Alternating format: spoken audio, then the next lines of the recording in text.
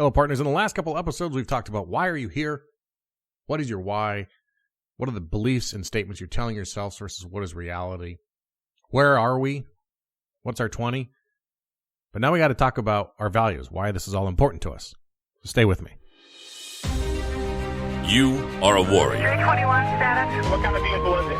You are the very best your nation has to offer. 911. Multiple shots fired. They're asking you to lead. 5. We need a Bearcat. It's up to us. So 133. I need somebody that's got a visual on where the shooter is. You must be sound in mind, body, and spirit. 42, where's the officer down? I have a rescue helicopter that wants to land and help. This is the podcast that will make you the one. Copy, running eastbound. The one that will bring everyone back. Trouble, we have shots fired. Give me back up now.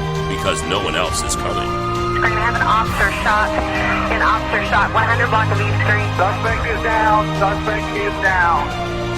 This is the Squad Room.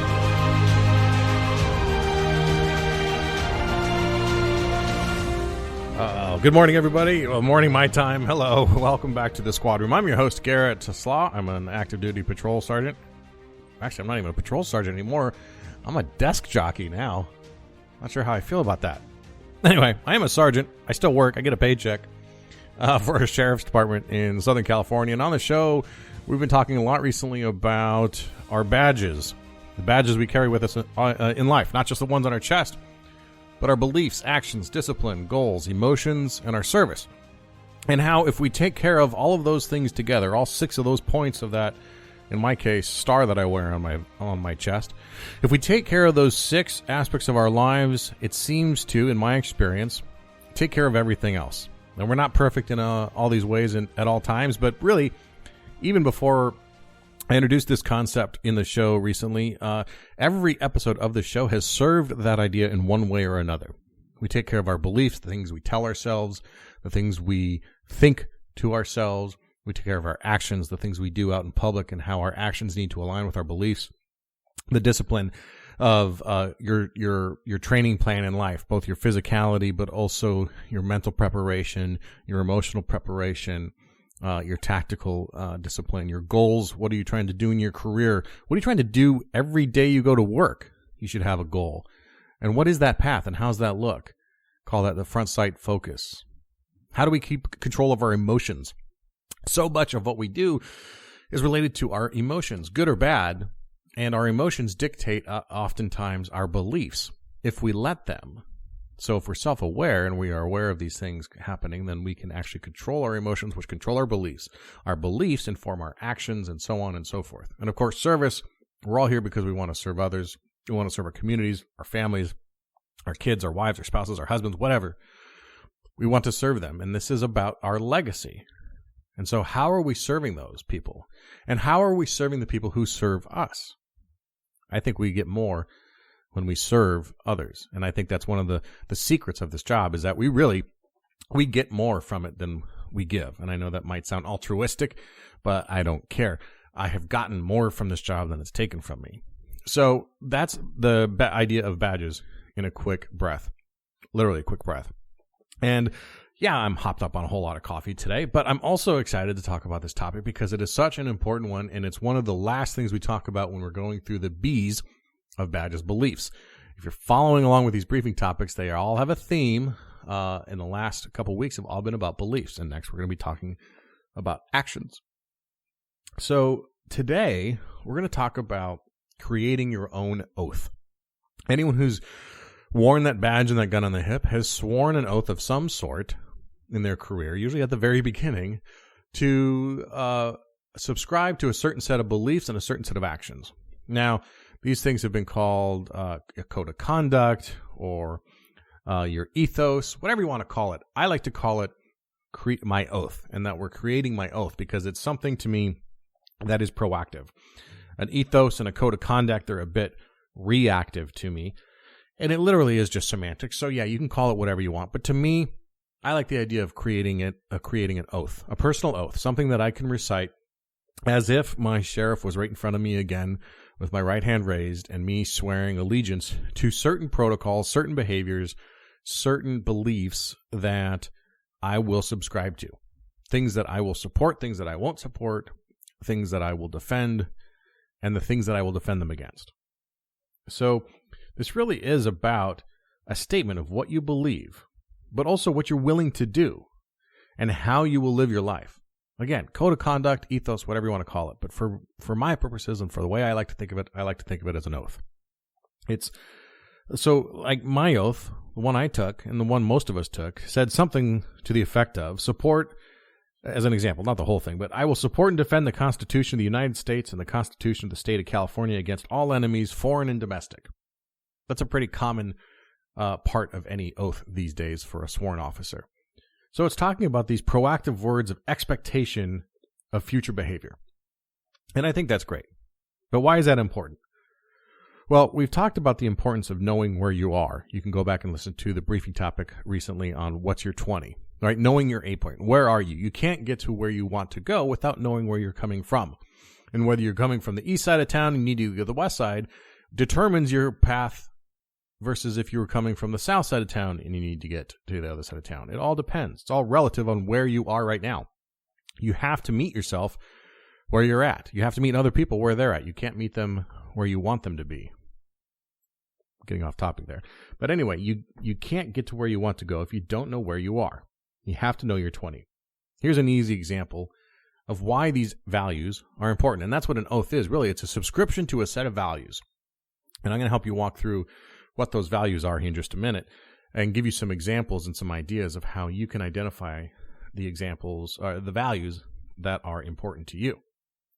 But here's a reason or an analogy or a metaphor really about why it's important to identify your values. Say I'm in Los Angeles and I want to get to San Francisco. Why these days I want to go to San Francisco? I'm not quite sure, but I want to get to San Francisco. Well, I need to know how to get from point A to point B, from Los Angeles to San Francisco. So how I get there depends on the path I choose. And your oath identifies your priorities. So if my priority is to get there fast, I'm going to fly. But I also have questions within that determination of that I'm going to fly. I'm going to take an airplane because it's faster. Well, should I leave out of LAX or should I leave out of Burbank or maybe Long Beach? Should I rent a private jet? If my ultimate goal is to get there fast and on my time, maybe my goal is to rent a private jet because it's certainly going to be the fastest. Well, what if my priority is to get there in the cheapest way possible? Well, that's certainly going to require that I drive. And I'm going to drive up the I-5 most likely because it's the easiest and fastest way to get there.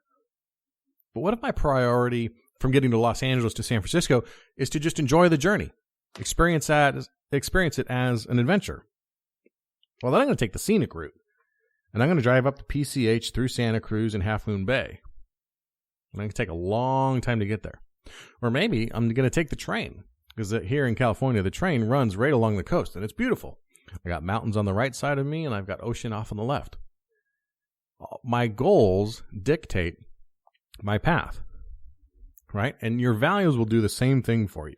Your values will tell you which way you want to go. If I value my finances, for example, that's not really a value, it's more of a preference, but as an example in this metaphor, if I value my finances or saving money, I'm not going to rent a private jet because I have priorities and values that are higher up on that list than my time. So you must have a firm grasp of what you will or will not do to achieve your goal. My goal is to get to San Francisco, but I'm certainly not going to steal a car to get there. That is against my values. Our oath sets the same expectations for our future behavior and our mindset. It sets up a perimeter in our heads around who we want to be versus who we don't want to be. Begin this, and this is how you begin. Brainstorm some of the values that are important to you. There's a lot of them. And at the end of this episode here in a little bit, I'll tell you how to get my list of the top 36 potential values that you can choose from. And I'll give you a little exercise on how to identify them. But if 36, that's a lot. And some of them overlap, and that's kind of intentional. But you might have family. That might be a number one value for most of you, or many of you. But here's a key point, too. If it's not, that's okay. It has to be relative to you. And for some of you, you have a family that you've disconnected with, family that you don't have your own kids yet or a wife, and maybe you're distant from your family and family is not a priority. That's okay. I think a lot of people have an intense desire or feel like they need or obligation to list family, but it's common for most of us that family is going to be up there. Family. You might value health, maybe your professionalism, your finances, your role as a coach or mentor. You might value positivity or positive outlook. You might value your role as a husband or a wife. You might value your role as a parent. For the family alone, you could go through husband, wife, parent, sibling, son, daughter, these sorts of things. But then you get into other things like courage. And do you value, is courage potentially a value? Or maybe self-reliance? Or perhaps discipline? Or honesty? Or freedom? Or you value your integrity, or justice, or health, or continuing to seek knowledge, or you value power, the ability to lead and direct and control, or you value creativity, or love, or loyalty. That's a common one for us too, right? So anyway, there's a whole list of these things, and you don't have to follow my list. Create a list of your own, the things that are important to you, the people that are important to you, and then translate those into value statements, the things you believe in. And what I find helpful is to write it out as a word and then define that for yourself. And it can be the definition you pull up on Google or whatever, but also it can be your own. And then identify the mindset it takes to achieve that value, and then the skill set within that relates to that value. And full disclosure here on this little bit, this whole identify the word and then mindset and skill set, I got to give props to Ryan Mickler of the Order of Man podcast for this part. I learned this from him, but it's really valuable. And the first time I went through an exercise, I didn't define the words quite as much, and I let the process I was going through define the words, and I didn't like it as much. But when I took the words and redefined them as my own, and then I added his idea of adding the mindset and skill set related to that, I found this was really helpful. So maybe you value resilience as one, or you value recognition. You want to be recognized for the things you've accomplished and feeling a sense of importance. That's okay. That sounds egotistical maybe, but it's not. It's okay. It's okay to feel that and value that. And if that's what drives you to do good work, then that's fine. But identify the things that motivate you. And then you need to look at what your goals are. And we'll talk more about goals under the G. But just roughly, what are your goals? And do they align with your values? And you might find that your values you're probably going to find, I'd be willing to bet that your values are more important than your goals. And your goals will become more clear when they align with your values. The goals you have that don't align with your values, you're probably going to eventually cross off the list. They're probably not that important to you. So here's what I want to offer everybody, okay? If you're listening to this and you're trying to make heads or tails of the idea of creating your own oath, you can text MYOATH, all one word, MYOATH, to 44222. And you'll give me your email address in that text, and I will send you a PDF of the 39 values that I think are the most common, and how you can use these as a template to identify what your values are. This process is incredibly difficult and cumbersome. It is not easy, and if you think it's easy, or if you think it should be easy, you're probably wrong, because there's so many things in our head that we can consider a value, but we need to identify like the top 3 to 5 at most, and then we can form our oath from there. And then your oath becomes a written record of this statement, and use proactive language when you write it out. And a couple of tips for this. Once you've identified what your values are, these single words, add your own definition to it. Then add, again, that mindset statement, and then a skill set list. And it has to be just one or two things, the skills that come with it. So, for example, one of my values is courage. And it's the strength to act in the face of fear. All right. Well, one of the skill sets I have for that is what is called fear setting. And that's a whole other topic, but it's something Tim Ferriss did a whole TED Talk on, and I will link that in the notes here. But I just list fear setting as a skill set. Also, acting courageous makes you courageous. It's one of the things you can't fake. You can't fake courage. The minute you act courageous, you become courageous. So fear setting and then acting courageous are two of the things that I do to fulfill my value of displaying courage. So anyway, if you text MYOATH to 44222, give me your email list or give me your email address. I will send this to you in a PDF form, and it will help you walk through how to do these things. So identify the word, then you define it, add the mindset you feel is related to it, and the skill set you feel is required. And then you can translate these different things into a oath statement, a short paragraph of the things you value, why you value them, and what you're going to do to further it.